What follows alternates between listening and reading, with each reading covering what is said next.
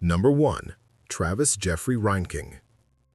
Travis Jeffrey Reinking was 29 years old when he carried out a mass shooting in the early morning hours of April 22, 2018, in Nashville, Tennessee. The attack took place shortly after 3:25 a.m. at a Waffle House restaurant located in the Antioch neighborhood, a location that was open overnight and occupied by employees and customers at the time. Reinking arrived alone in a gold Chevrolet pickup truck and parked in the restaurant's lot. Surveillance footage and witness statements later showed that he remained in his vehicle for several minutes, appearing to prepare himself before exiting. When Reinking stepped out of the truck, he was armed with a Bushmaster XM-15 semi-automatic rifle, an AR-15 style weapon. He was wearing a green jacket, but was otherwise naked from the waist down, wearing no pants, underwear, or shoes. Without issuing any verbal warning, Reinking began firing his rifle outside the restaurant. 2 people were shot in the parking lot area before he moved toward the entrance. Reinking then entered the restaurant and continued firing at people inside. The restaurant was small and enclosed, which amplified the chaos. Customers and employees attempted to flee, hide, or drop to the floor as bullets shattered glass windows and struck walls, booths, and people. The shooter moved through the dining area, firing multiple rounds in rapid succession. Witnesses later described people screaming, crawling, and attempting to escape through broken windows and back exits. 4 people were killed during the attack. Torian C. Sanderlin, a 29-year-old Waffle House employee, was shot and killed while working his shift. Joe R. Perez, a 20-year-old customer, was fatally shot while inside the restaurant. Diepany Groves, a 21-year-old college student visiting Nashville, was killed by gunfire. Aquila Da Silva, a 23-year-old musician and creative professional, was also shot and killed. All 4 victims died from gunshot wounds sustained during the shooting. Several others were injured. 2 individuals were hospitalized with gunshot wounds, while additional people suffered injuries caused by shattered glass and debris. Emergency responders arrived quickly, but the scene was already one of severe trauma and loss of life. The shooting was stopped not by police, but by the actions of a customer, James Shaw Jr. While Reinking was inside the restaurant, he paused briefly, likely due to the rifle jamming or the need to reload. Shaw, who had been hiding behind a door, seized the opportunity. He rushed toward Reinking, grabbed the rifle barrel despite it being extremely hot, and wrestled the weapon away. Shaw then threw the rifle over the counter and behind the kitchen area, putting it out of the shooter's reach. During the struggle, Shaw suffered burns to his hand and was grazed by a bullet, but he survived. His actions are widely credited with preventing additional deaths. After losing the rifle, Reinking fled the restaurant on foot. Still wearing only a jacket, he disappeared into nearby wooded areas. Law enforcement agencies immediately launched a large-scale manhunt involving Nashville police, Tennessee state authorities, the FBI, and federal firearms investigators. 34 hours. During that time, officers searched wooded areas, construction sites, and nearby neighborhoods. Reinking was eventually located less than a mile from the restaurant, hiding in a wooded area near an apartment complex. When officers encountered him, he did not resist arrest. He was taken into custody without incident and transported to jail. Reinking was originally from Morton, Illinois. Prior to the shooting, he had a documented history of mental health problems, paranoid delusions, and unstable behavior that had repeatedly brought him to the attention of law enforcement and medical professionals. Family members and police records indicated that his mental state had been deteriorating for years. In 2016, Reinking was evaluated by emergency responders after displaying delusional beliefs. A paramedic report noted that he believed pop singer Taylor Swift was stalking him, hacking into his phone, monitoring his finances, and controlling aspects of his life. He claimed that she was part of a larger conspiracy targeting him. These beliefs were documented as signs of paranoia and delusion. In July 2017, Reinking was arrested near the White House in Washington, D.C., after he crossed a restricted security barrier and refused to leave. He told U.S. Secret Service agents that he wanted to speak with the president. Due to concerns about his behavior, the FBI requested that Illinois authorities confiscate his firearms. Multiple guns were seized at that time. Despite these warning signs, Reinking later regained access to weapons. His father, who was legally permitted to own firearms, retrieved the guns from authorities, stating that he would keep them secured. One of those firearms was the rifle Reinking later used in the Nashville shooting. Prior to the attack, Reinking had also been reported for unusual public behavior, including wearing a pink dress or robe in public spaces and making hostile or incoherent statements.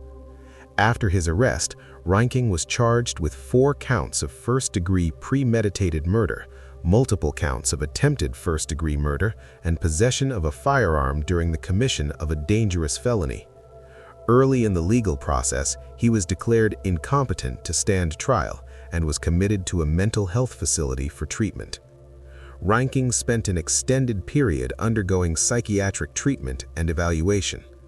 Doctors treated him with medication, and over time, he was deemed competent to understand the legal proceedings and assist in his defense. Once restored to competency, the case moved forward. During the trial, Reinking's defense team argued that he was legally insane at the time of the shooting and incapable of understanding the nature or wrongfulness of his actions. Prosecutors presented evidence showing planning and awareness, including his travel to the location, his use of the firearm, and his actions during and after the shooting. Witness testimony, surveillance footage, and forensic evidence were used to reconstruct the events. The jury ultimately rejected the insanity defense. On February 4, 2022, Travis Reinking was found guilty on all counts. The following day, the judge sentenced him to life in prison without the possibility of parole. The court imposed 4 consecutive life sentences, ensuring that Reinking would never be released from custody. In the aftermath of the case, legal responsibility extended beyond the shooter. Reinking's father was prosecuted for illegally transferring a firearm to his son. He was convicted and sentenced to 18 months in prison. Appeals were filed, but the conviction was upheld. In the years following his conviction, Reinking filed motions seeking a new trial, arguing that his mental health issues were not properly considered. Courts denied these motions, leaving the original verdict and sentence intact. Travis Reinking remains incarcerated, serving life without parole for the killings committed during the 2018 Nashville shooting. Number 2. Paul Dennis Reed. Paul Dennis Reed Jr. was born on November 12, 1957, in Richland Hills, Texas. His early life showed signs of instability, and as a young adult, he developed a criminal history that included violence and armed robbery. In 1983, Reed was convicted in Texas for aggravated robbery after participating in the armed robbery of a steakhouse. During that crime, employees were threatened with firearms. He was sentenced to 20 years in prison, but served approximately 7 years before being released on parole in 1990. After his release, Reed struggled to reintegrate into society. He moved to Nashville, Tennessee, believing he could restart his life and pursue a career in country music. That plan never materialized. He drifted between low-wage jobs and unstable housing and became increasingly frustrated with his circumstances. By early 1997, Reed was working as a dishwasher at a Shoney's restaurant in Donelson, Tennessee. Co-workers later described him as volatile, easily angered, and resentful. On February 15, 1997, Reed was fired from Shoney's after an argument with another employee escalated and he threw a plate in anger. The firing appeared to trigger a rapid escalation in his behavior. The very next morning, February 16, 1997, Reed went to a Captain D's seafood restaurant in Donaldson before it opened for business. He told employees he was there to apply for a job. Believing the story, a manager allowed him inside.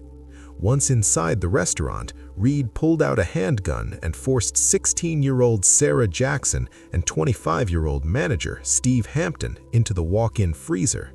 He bound their hands and feet and made them lie on the floor. Both victims were then shot execution style in the back of the head. Reed robbed the restaurant, stealing cash and coins from the registers and safe. Investigators later discovered Reed's fingerprints on objects inside the restaurant, and shoe impressions at the scene matched shoes he owned. 2 days after the murders, Reed used the stolen money as a down payment to lease a car. More than a month later, on March 23, 1997, Reed struck again. This time, he targeted a McDonald's restaurant on Lebanon Pike in Hermitage, Tennessee. After the restaurant closed for the night, 4 employees exited the building.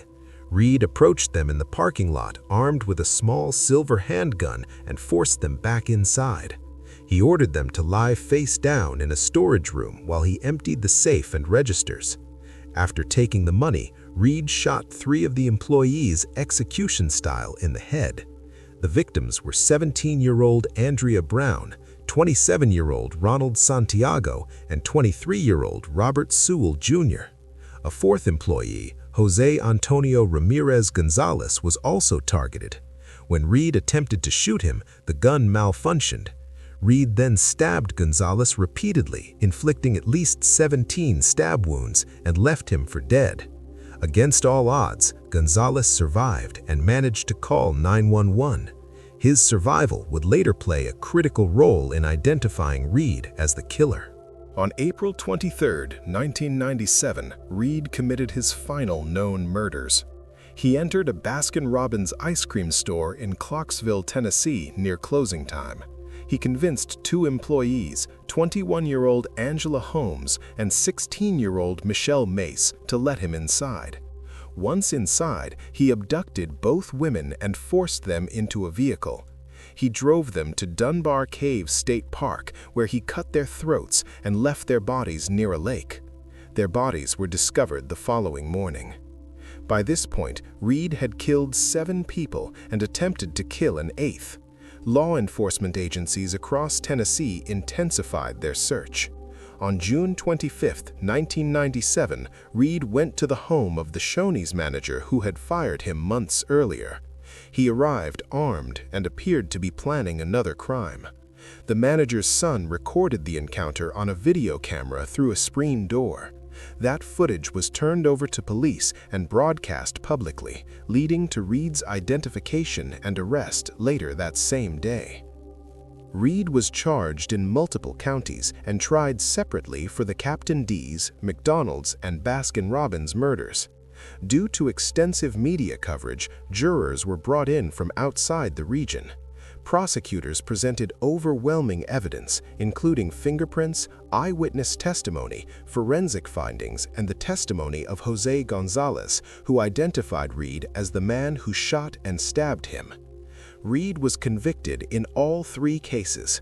He received 2 death sentences for the Captain D's murders, 3 death sentences for the McDonald's murders, and 2 death sentences for the Baskin-Robbins murders, totaling 7 death sentences.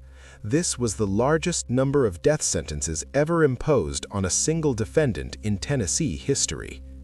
Throughout his trials and appeals, Reed's defense raised issues related to mental health, arguing that he suffered from severe psychological disorders. Courts repeatedly found him competent to try separately. Appeals were filed for years, challenging both his convictions and Tennessee's lethal injection procedures. Several execution dates were scheduled and then postponed due to legal challenges unrelated specifically to Reed's guilt. While on death row, Reed gained a reputation for erratic behavior. Prison records and attorney statements described him as difficult, paranoid, and sometimes uncooperative with his own legal team. At various points, Reed waived his right to continue appeals, stating he no longer wished to fight his sentence. Despite being sentenced to death, Paul Dennis Reed was never executed. On November 1, 2013, at the age of 55, he died of natural causes while still on Tennessee's death row. He was transported from Riverbend Maximum Security Institution to Nashville General Hospital, where he was pronounced dead. At the time of his death, all 7 death sentences remained in place. Paul Dennis Reed became widely known as the fast food killer, a label reflecting the nature of his crimes, which targeted employees at multiple fast food restaurants. His case remains one of the most notorious serial murder cases in Tennessee history, due to the number of victims, the execution-style nature of the killings, and the unprecedented number of death sentences imposed. Number 3. Dion Antonio Michael Frazier and Rico Jaruaris Joy. In the early hours of July 18, 2020, a night that began like any other in North Charleston, South Carolina, transformed into a scene of tragedy and violence outside a Waffle House restaurant on Saul White Boulevard. It was just after 12:40 a.m. when North Charleston police responded to reports of gunfire in the parking lot of the Waffle House. When officers arrived, they found multiple people bleeding from gunshot wounds and chaos spreading throughout the area. A fight between 2 men had escalated into a violent confrontation involving firearms, and innocent bystanders had been caught in the crossfire. Among the victims was 23-year-old Brianna Neighbors, a Waffle House employee who was working that night. Police and the Charleston County Coroner's Office confirmed that Neighbors was fatally shot during the incident. She was one of the people struck by gunfire in a situation that authorities later described as a parking lot altercation that turned deadly. Her death was announced at the scene, and emergency medical personnel transported other injured victims to hospitals for treatment. The shooting did not occur inside the restaurant itself, but the violence erupted just outside, turning what should have been a routine shift for Neighbors into a rush for survival. According to law enforcement, the confrontation began as a verbal argument between individuals in the parking lot. The discussion quickly devolved into a physical fight, and one of the men involved produced a handgun. As the altercation escalated, shots were fired in multiple directions, striking more than just those directly involved in the dispute. Police later identified Rico Jaruaris Joy, a 39-year-old man from North Charleston, as the first suspect in the shooting. Officers said Joy became engaged in the parking lot argument and subsequently brandished a firearm at the other man during the fight. He fired multiple times in the direction of his rival, striking at least 3 people in the process, including Neighbors. Police tracked Joy to a nearby hotel after the shooting. He had suffered a gunshot wound himself and was taken to a hospital before being formally arrested and booked into the Al Cannon Detention Center. Joy was charged with 1 count of murder for Neighbors' death, 1 count of attempted murder, and possession of a weapon during the commission of a violent crime. He waived his right to appear before a bond court judge, and prosecutors prepared to pursue his case through the criminal justice system. Investigators continued to piece together the events from that night and worked to identify other people who may have been involved. Video footage from local businesses, witness interviews, and physical evidence from the scene helped officers develop a broader picture of what happened. It became clear that the initial gunfire was not the only shot fired, and that more than one person had been actively involved in the violence. A few weeks later, police announced the arrest of 21-year-old Dion Antonio Michael Frazier, charging him with the same crimes, murder and multiple counts of attempted murder, for his alleged involvement in the shooting. Court records revealed that Frazier had been out on bond at the time for unrelated charges, including the murder of a Good Samaritan. His arrest added another layer of complexity to the case and indicated that the incident at the Waffle House may have involved more than one aggressive shooter. Authorities alleged that Frazier had been present at the Waffle House the night of the shooting. Evidence used to connect him to the scene included GPS data from an ankle monitor he was wearing, positioning him at the location during the time of the incident. Investigators also worked to link Frazier to a vehicle seen on surveillance video and to movements around the area before and after the gunfire broke out. police continued to review evidence and interview witnesses to determine the full scope of roles played by both Joy and Frazier, as well as any potential third parties seen fleeing the scene. Authorities eventually arrested another suspect, 20-year-old Gerald Garner, in connection with the case. Investigators said surveillance video showed Garner and Frazier arriving at the Waffle House together and that a fight between Garner and another individual may have precipitated the shooting. Forensic analysis and witness testimony were critical to these determinations. The shooting injured 5 other people in addition to neighbors. Some of the victims were struck as bystanders, while others were believed to have been involved in the initial fight. Those wounded were transported to local hospitals for medical care, and at least one victim was identified as running into the business seeking safety during the exchange of gunfire. The North Charleston Police Department's investigation also revealed that the incident was not a random act of violence, but stemmed from a dispute that quickly escalated to lethal force. Detectives collected numerous pieces of evidence, including shell casings and witness statements, and worked to ensure that all involved would be held accountable. The community's reaction to the shooting was one of shock and sorrow. A Waffle House spokesperson released a statement expressing devastation over the loss of neighbors, describing her as a young employee taken from her job and her co-workers by sudden violence. The company offered support and counseling to local staff in the aftermath of the tragedy, emphasizing a collective mourning for neighbors and concern for those injured. Both Joy and Frazier faced significant criminal charges, and prosecutors prepared to present their cases to grand juries and trial courts in Charleston County. Joy's charges included murder, attempted murder, and a weapons offense, while Frazier's indictment included 1 count of murder and 10 counts of attempted murder. Additional suspects were pursued as the investigation developed. Legal proceedings in cases involving multiple co-defendants can be complex, involving pre-trial hearings, evidence disclosure, and decisions about whether to pursue separate trials or joint hearings. Prosecutors typically rely on eyewitness accounts, forensic ballistics, digital records, and surveillance footage to build their cases. While the outcome of these cases can span years, the charges against Joy and Frazier represented serious attempts by the justice system to hold them accountable for their alleged roles in the 2020 North Charleston Waffle House shooting. Number 4. Nicholas Johnson. On the night of May 16, 2009, a gathering of people outside a Waffle House in Augusta, Georgia, turned into a deadly shooting that left 1 man dead and others injured. The incident occurred in the restaurant's parking lot and involved multiple shooters firing into a group of people. The victim who died was Tremaine Marcus Cobb, who was struck by a gunshot to the head and later pronounced dead as a result of his injuries. Nicholas Johnson was identified as one of the shooters involved in the incident. Along with co-defendants Joseph Tyree Downs and Jonathan Harrell, Johnson was accused of opening fire into a crowd of people standing in the Waffle House parking lot. In addition to Cobb, 2 other individuals, Denvinquez Petey Burley and Xavius Bray, were struck by gunfire and survived their injuries. The events leading up to the shooting began earlier that same night at a nightclub known as Club Fusion.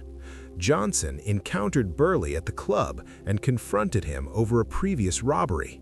Burley had reported that robbery to police and had implicated Johnson, which caused tension between the 2 men. The confrontation escalated into a physical fight, and Johnson and Burley were both kicked out of the club. As they were leaving, Johnson pointed his finger at Burley in a gesture Burley later interpreted as a threat. After being removed from the nightclub, Burley and his friends went to a nearby Waffle House. They entered the restaurant, and at some point, Burley stepped outside into the parking lot. Shortly after that, Johnson and his accomplice, Downs, approached Burley in the parking lot. Other individuals, including Cobb and Bray, saw Johnson approaching the group and joined Burley outside. At the time Johnson approached the group, Burley was unarmed. Johnson and his accomplices, however, were armed with pistols. An argument began in the parking lot and quickly escalated. Johnson, Downs, and Harrell fired multiple shots into the group standing outside the Waffle House. Burley was shot in the thigh. Bray was injured, and Cobb was struck in the head by a fatal bullet. Harrell later admitted that both he and Johnson fired multiple shots during the incident. Bray also admitted that he grabbed a rifle from another person in Burley's group, Terrence Hanna, and fired at least one shot in response. That return fire prompted additional gunfire from Johnson and his accomplices.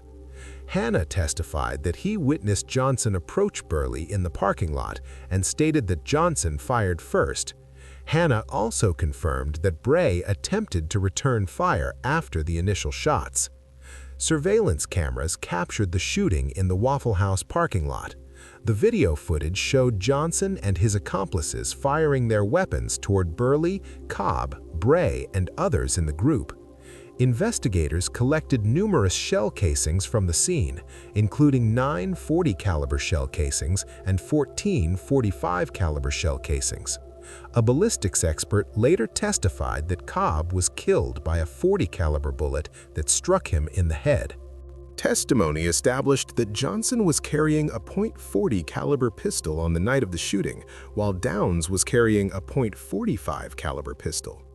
This evidence was significant because it matched the caliber of the bullet that killed Cobb. Witnesses also identified Johnson as one of the shooters, including Burley, who recognized Johnson due to their prior history and because Johnson had previously robbed him. In the weeks following Cobb's death, Terrence Hanna returned to Club Fusion wearing a shirt that displayed the phrase, "Rest in peace, Tremaine," along with a photo of Cobb. While at the club, Hanna got into a physical altercation with Downs. During that confrontation, Downs claimed responsibility for shooting Cobb, further linking the group to the fatal incident. A Richmond County grand jury later indicted Nicholas Johnson on multiple charges. These included malice murder, felony murder predicated on the aggravated assault of Cobb, aggravated assault against Burley, aggravated assault against Bray, and multiple counts of possession of a firearm during the commission of a crime by a convicted felon. The firearm possession charges were later dismissed by the prosecution. Johnson's trial was held from November 7th through November 10th, 2011. The jury found him guilty of felony murder and 2 counts of aggravated assault. The trial court sentenced Johnson to life in prison for the felony murder conviction, along with 2 20-year sentences for the aggravated assault convictions. Those assault sentences were ordered to run consecutively to each other and consecutively to the life sentence. Following his conviction, Johnson filed a motion for a new trial in November 2011, which was later amended in June 2015. After a hearing, the trial court denied the motion in January 2016. Johnson then filed an appeal to the Supreme Court of Georgia. On appeal, Johnson argued that the evidence was insufficient to support his convictions for felony murder and aggravated assault. He claimed the state failed to prove that he fired the fatal shot and argued that the shooting was done in self-defense.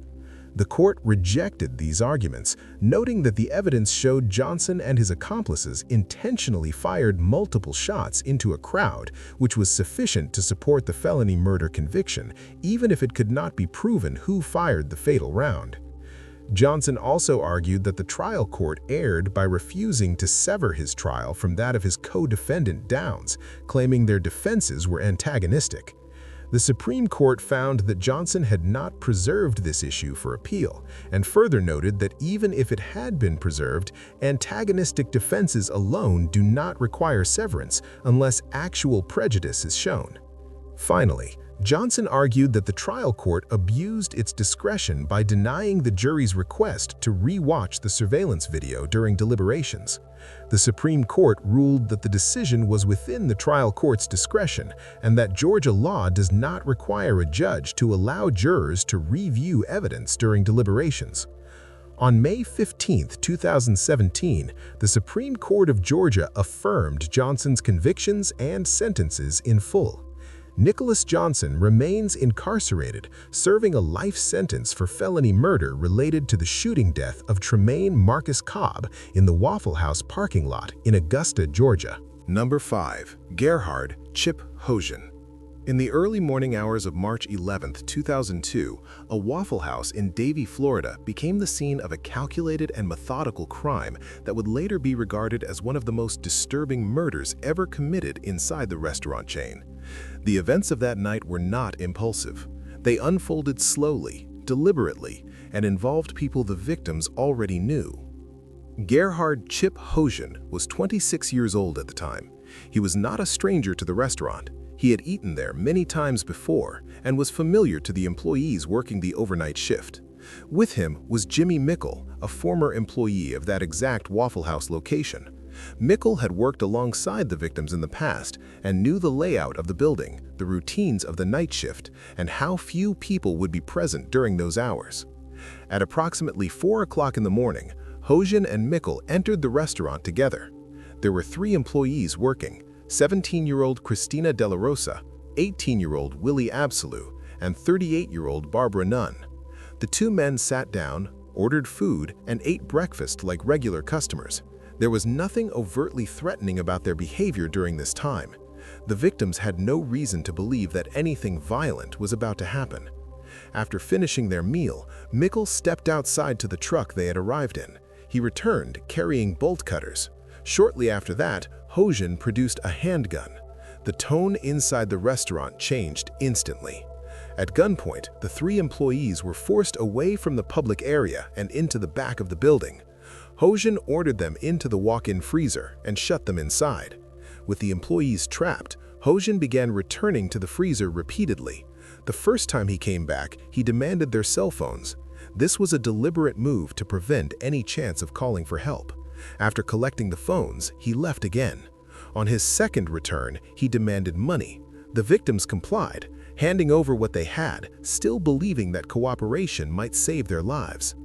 Hoschen left the freezer area once more. When he returned for the 3rd time, the situation escalated beyond robbery. He ordered all 3 employees to turn around and kneel on the floor of the freezer. At least one of the victims pleaded for her life, reminding him that she had children and asking him not to do this.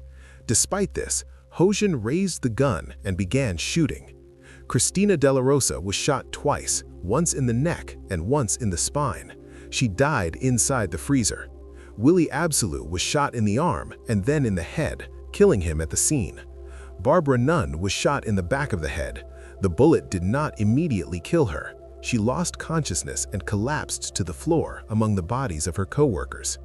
Hoschen and Mickle then fled the scene, believing that all 3 employees were dead. Sometime later, Barbara Nunn regained consciousness. She was severely injured and disoriented, but alive. She found herself in the freezer next to the bodies of Christina De La Rosa and Willie Absolu. Despite her condition, she managed to crawl out of the freezer, exit the restaurant, and make her way to a nearby gas station. There, she called 911. When police arrived, Nunn was able to provide critical information.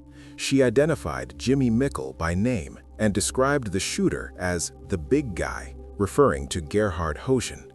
Because Mickle was a former employee and Hoschen was a known regular, investigators were able to quickly narrow their focus. Both men were arrested shortly after.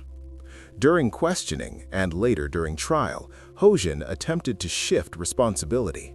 He claimed that he had remained in the truck while Mickle carried out the shootings. This claim was directly contradicted by Barbara Nunn's testimony, the physical evidence, and the overall timeline of the crime. Investigators determined that Hoschen was the one who repeatedly returned to the freezer and fired the shots. Hoschen was charged with 2 counts of first-degree murder for the deaths of Christina De La Rosa and Willie Absolu, attempted first-degree murder for the shooting of Barbara Nunn, armed kidnapping, and armed robbery. Jimmy Mickle was charged as an accomplice for his role in planning and facilitating the crime. At trial, the prosecution emphasized the calculated nature of the murders. The repeated returns to the freezer showed intent. The removal of cell phones showed planning. The execution-style shootings showed that the goal was not simply robbery, but elimination of witnesses. Barbara Nunn's survival and testimony played a central role in securing convictions. Jimmy Mickle was sentenced to 5 consecutive life sentences in prison. He is not eligible for release and will spend the rest of his life incarcerated. Gerhard Hosen's sentencing process extended over many years. In 2005, a jury recommended the death penalty by a 9-3 vote, and a judge sentenced him to death. For years, he remained on death row while appeals moved through the courts.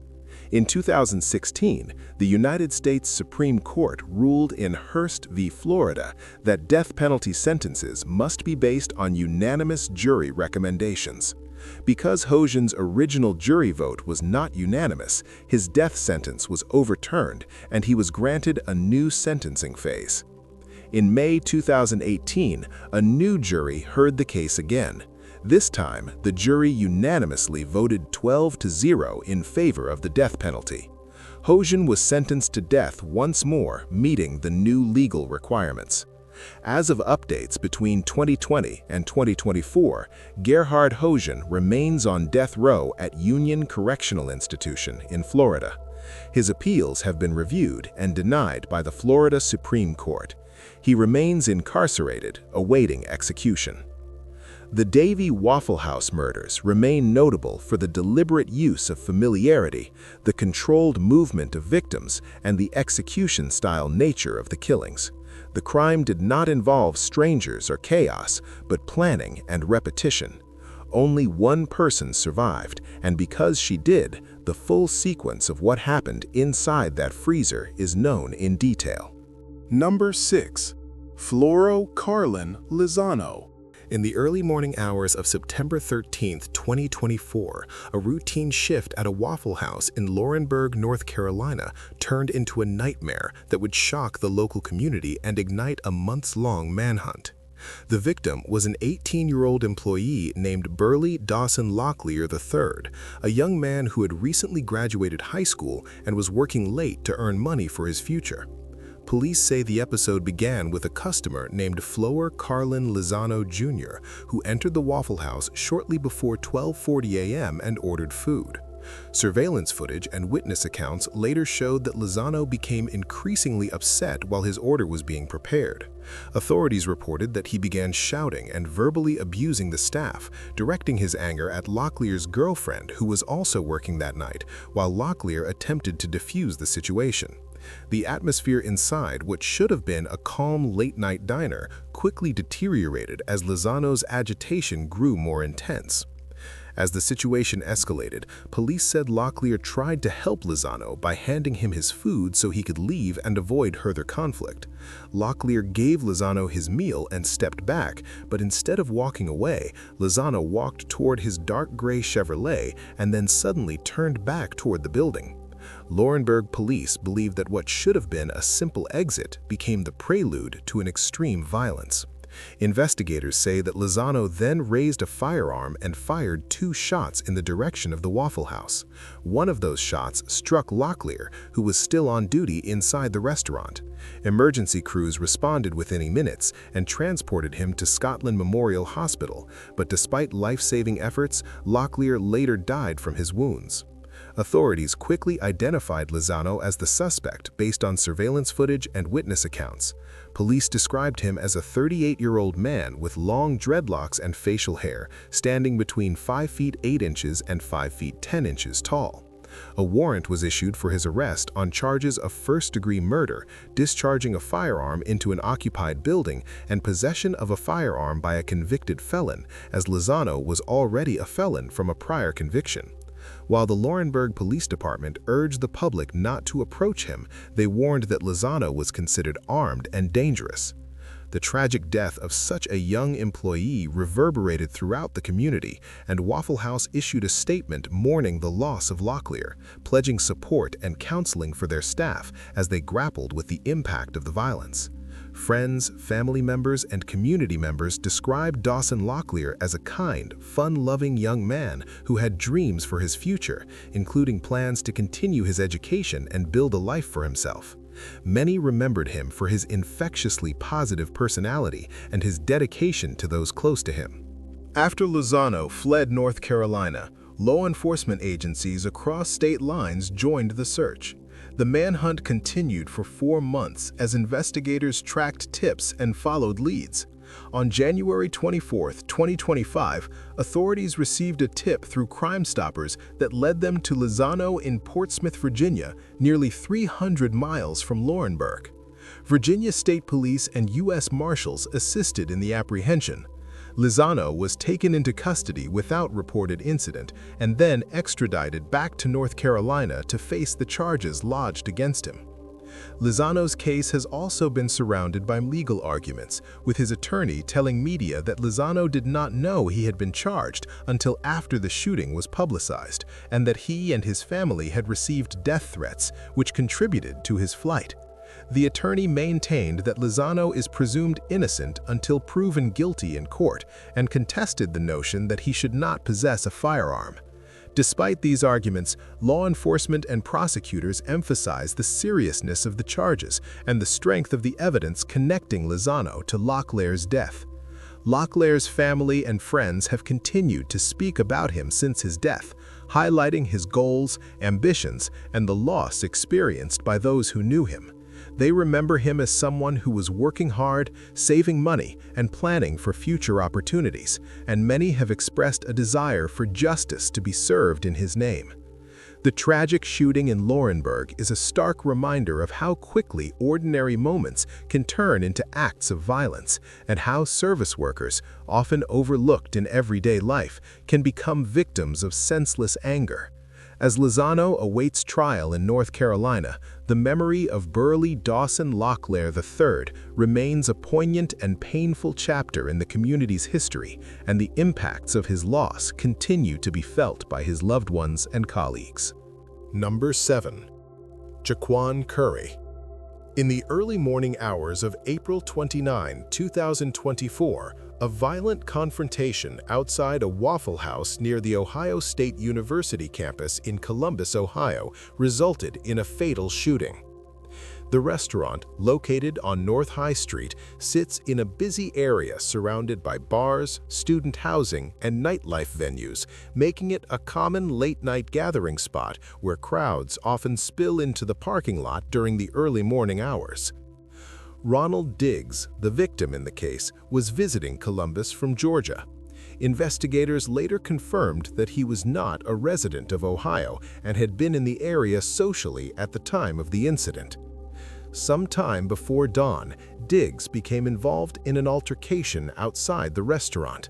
Witnesses described the situation as chaotic, with raised voices and multiple people involved as the confrontation unfolded in front of the building. Jaquan Curry was identified as one of the individuals present during the altercation. Surveillance footage from the area and statements from witnesses showed that the dispute escalated quickly from verbal confrontation into physical violence. The exact cause of the argument was never publicly identified, but investigators stated that the confrontation intensified in a short period of time, leaving little opportunity for de-escalation. During the fight, Curry produced a firearm. In the midst of the confrontation, he fired a shot that struck Diggs in the chest. The gunshot immediately caused panic in the area as bystanders scattered. Emergency services were called to the scene, and Diggs was transported to a nearby hospital for treatment. Despite efforts by medical personnel, he later died from the gunshot wound. Columbus police secured the scene and launched an investigation that included reviewing surveillance video, collecting shell casings, and interviewing witnesses who had been present during the altercation. Based on the evidence gathered, Curry was identified as the shooter and taken into custody. The case drew attention due to its proximity to the university campus and the involvement of a victim from out of state. Prosecutors initially reviewed the evidence to determine the appropriate charges. While the shooting resulted in a death, investigators concluded that it occurred during a physical altercation rather than as part of a planned or premeditated act. As a result, the case proceeded under charges reflecting a fatal act committed during a violent encounter. Curry later entered a guilty plea to involuntary manslaughter. By pleading guilty, he acknowledged responsibility for Diggs's death and avoided a jury trial. The plea reflected the prosecution's position that although the shooting was not planned in advance, Curry's actions directly led to a loss of life. During sentencing, the court heard arguments from both sides. Prosecutors emphasized the seriousness of bringing a firearm into a physical confrontation, noting that doing so dramatically increased the likelihood of deadly consequences. They also highlighted the impact on Diggs' family, who were left to grieve a loved one who had been far from home at the time of his death. The defense acknowledged the tragedy of the outcome, but argued that the incident was the result of a spontaneous altercation rather than intentional murder. The court weighed Curry's background, the circumstances of the confrontation, and the irreversible consequences of the shooting before determining the sentence. Jaquan Curry was sentenced to more than 20 years in prison for involuntary manslaughter. The length of the sentence reflected the court's view that the use of a firearm during a public altercation warranted significant punishment even in the absence of premeditation. The sentence ensures that Curry will spend decades incarcerated for his role in the fatal shooting. The death of Ronald Diggs added to ongoing concerns about violence in late-night public spaces, particularly in areas where crowds gather after hours. What began as an argument outside a restaurant ended with a single gunshot that permanently altered multiple lives. For Diggs' family, the court proceedings brought legal closure but did not undo the loss. For the Columbus community, the case served as another reminder of how quickly confrontations can escalate and how the presence of a firearm can turn a brief dispute into a fatal event.